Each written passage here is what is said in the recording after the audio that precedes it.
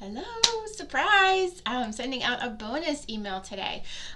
So, with Valentine's Day coming up, I wanted to send out this little mini mission that I thought would be helpful for you all. So, I the reason that Valentine's Day reminds me of this little activity is because I did this last year around this time with my two boys. So I have two boys, 11 and 7, and as typical siblings and brothers, they can be pretty nasty to each other in what they're saying, and so I was finding that they were really just saying some pretty mean things to each other when they got upset, and that's just something that really kind of gets to me. It's not something I want them to continue and to have be said to them, and to sort of take that on to how they feel about themselves, right? So one of the things I did with them, and I'll show you the end result. So my youngest put mommy as his example. So what I did with them is I had them take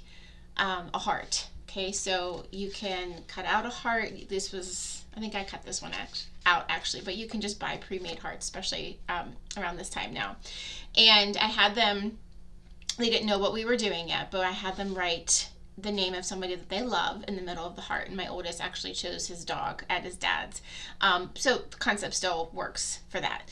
So my youngest put mommy, okay? And so then what I had them do, so I gave them a heart that was not folded up and was not wrinkled, okay? So it was just a plain heart.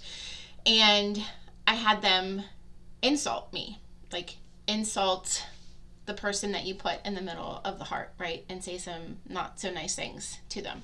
And each time we did that, we folded it down. So, you're an idiot, you're the worst, you suck at that game, you're this, you're that, right?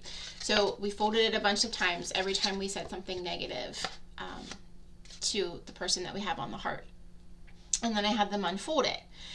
And what I tried to explain to them was that even though we apologize, okay, so even though we might say that we're sorry for what we said, it doesn't take away the scar or the fold or the wrinkle, okay? So you can't unsay what you said, right? You can't take it back. It's always going to stick with them, and it's something that they heard. That's not going to erase it just by saying that you're sorry, even though it's great to say you're sorry when you've hurt someone, but let's just not do it in the first place so that the wrinkles aren't even there. So it was pretty powerful. They did really make a connection with it and recognize it.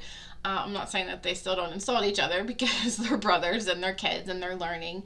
But I did definitely see it wane a little bit, and I am able to, refer back to this when I'm maybe having a conversation with them about how it's kind of getting out of hand again, and we need to, really think about our words and what words we're choosing. The reason I'm bringing this to you is if you have kids in the same issue, you can do it with them too. But I really wanted to tie it more to our self-talk and what we're saying to ourselves.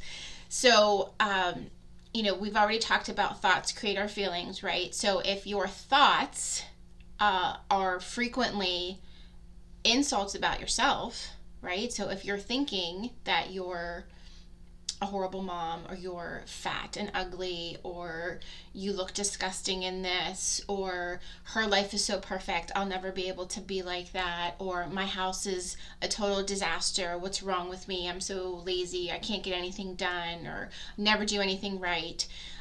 Any of these sound familiar? All right, so I've for years, my entire life, I remember having these thoughts all the time, beating myself up over and over and over again. And it's really impactful when you're having those negative thoughts about yourself all day long, because our mind doesn't necessarily question what's being said. So if you have a thought about yourself, your mind just accepts it, that that's what it is. And in fact, what your mind actually does is it searches your environment for confirmation of that thought. So you have a thought that you're fat, ugly, disgusting, okay? You go out into the world and maybe someone doesn't say hi to you that or you pass in the hallway at work and you think, oh, it's because, they think I'm this or they think I'm that.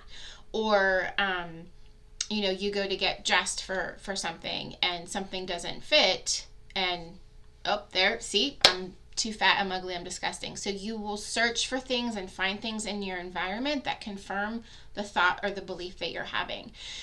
So negative thinking, negative self-talk is sometimes it's so rampant, it just happens so frequently that it's really difficult to get a handle on. So I just thought that bringing you this exercise that gives a visual to it, and to the stress that is created on your body from having these thoughts and how it sticks with you, will just make you conscious of it. Okay, so we're not talking about changing our thoughts necessarily yet. We're going to get to that deeper work, but for now, just again, be curious about it. Maybe notice how often you're having those negative thoughts. And the one thing that you could do is to just find one thing that's positive or good about yourself that you can say with belief. Okay, even if it's just that you have really great eyelashes or it's something super simple but something complimentary, something nice, a nice thought that you have about yourself, that when you do find yourself beating yourself up, you can have that good thought and just say that and move on. So that was just another little mission, a little tip that I wanted to bring you as a bonus, with it being around Valentine's Day, and to just give you a way to show yourself some self-love, because you deserve it, I promise. All right, take care.